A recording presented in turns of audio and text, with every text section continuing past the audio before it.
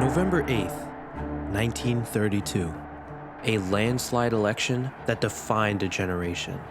As American people experienced the crushing weight of the Great Depression, they flooded the polls, choices heavily shaped by promises of economic relief and recovery. The promise of FDR's New Deal resulted in a resounding win of 472 electoral votes to 59. This is the essence of democracy, the people's collective will steering a nation into the future. This is the work of 7 months old.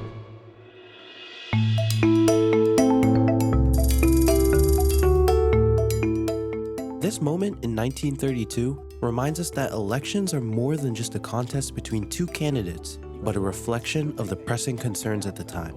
Through voting, citizens channel their voices to address the issues that matter most to them, and the 2024 election is no exception. So we decided to ask the people of our area, Egg Harbor Township, which is the 7th largest municipality in New Jersey. And to do so, we distributed a survey throughout our community, asking the million-dollar question.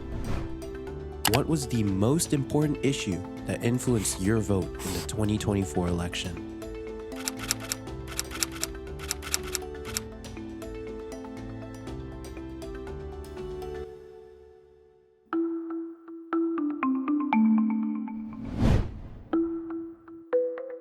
It didn't take long before responses came in. First and foremost, the economy emerged as the most pressing concern among voters, with a significant majority citing it as their primary influence. Now you may be asking, how exactly did the economy become a top issue in this election cycle? We decided to turn to online research and professionals, and this is what we found.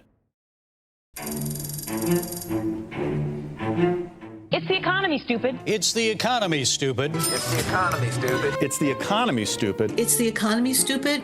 The Raging Cajun in 1992, he was a campaign person on Clinton's administration. He famously said, it's the economy, stupid. In every election, that's what is most important. It should be no surprise that the economy emerged as the top issue.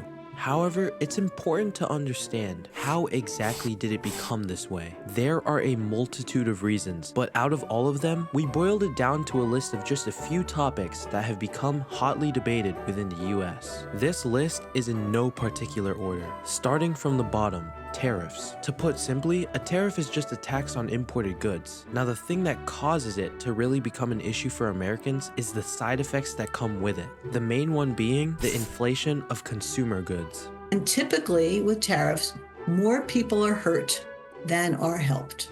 And there is always the possibility of reprisal, that the country whose products have a tariff on them, they're going to turn around and impose tariffs on goods coming from the other country. On to the second item of this list, government spending. Many Americans have expressed dissatisfaction with how much the government spends on programs, initiatives, agencies, and foreign assistance to other countries. According to a poll conducted by the NORC, out of a nationwide sample of 1,081 adults over 18, 60% believe that the US government is spending too much money. The American people are tired of Congress not doing the hard work that is necessary to bring spending under control and stop the national debt from growing.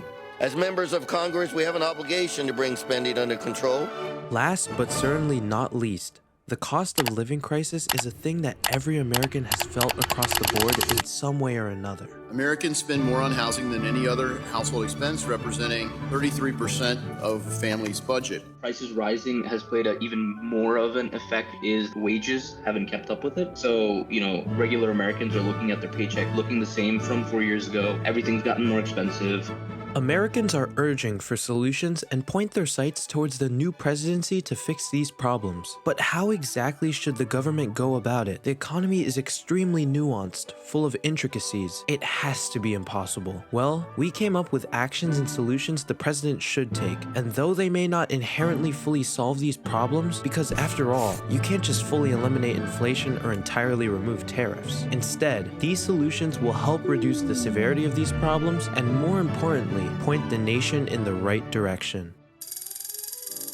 Our first solution calls for increasing transparency and accountability within the Federal Reserve. Allowing Americans to understand the goals of policies and have easily accessible information can offset misleading and sensationalized media reports, furthermore trimming inflation expectations to avoid problems such as the wage price spiral, a deadly cycle that leads to continuous inflation. Another possible action that could be taken is to create a scrutinized audit of government spending to ensure that divisions don't waste money on unnecessary purchases and reallocate money efficiently. A simple final action that can be taken is the avoidance of politically reasoned tariffs to avoid unnecessary inflation and reprisal from other countries. As we make our way into this new presidency, from tariffs to government spending to the cost of living, the path forward may not be easy, but neither is running a country.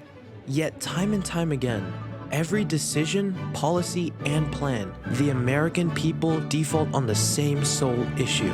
It's the economy, stupid. But this time, let's get it right.